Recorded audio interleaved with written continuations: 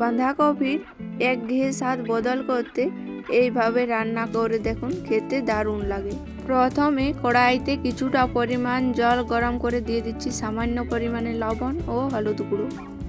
এবার দিচ্ছি কেটে রাখা বাঁধাকপি। লবণ হলুদের সাথে বাঁধাকপি ভালোভাবে মিশিয়ে নিয়ে এখন 2 থেকে 3 মিনিটের মতো ভাপিয়ে নেব। ভাপানো হয়ে গেলে এখন এগুলোকে তুলে নিচ্ছি। সমস্ত কপি তুলে নিয়েছি। এখন ওই কড়াইতে আরও 2 চামচ তেল গরম করে দিয়ে দিলাম সামান্য গোটা জিরে। ফোড়ন ভাজা হলে দিয়ে দিলাম সরষে আর পোস্ত বাটা।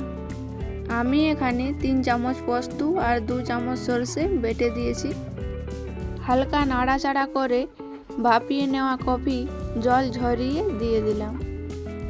সব কিছু খুব ভালোভাবে মিশিয়ে নিচ্ছি।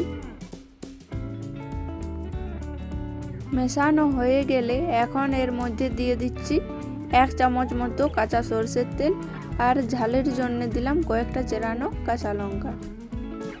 কপির মধ্যে যে জলীয় ভাবটা আছে তা শুকনো করার জন্য 2 মিনিটের মতো ঢাকা দিয়ে রান্না করে নিয়েছি। লবণ দিতে ভুলে গিয়েছিলাম, সেই জন্য এখন দিয়ে দিচ্ছি।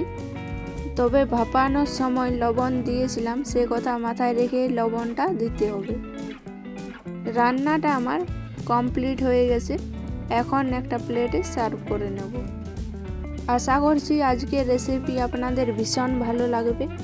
আর ভিডিওটি যারা ইউটিউব চ্যানেল থেকে নতুন দেখছেন প্লিজ সাবস্ক্রাইব করে চ্যানেলের সাথেই থাকবেন।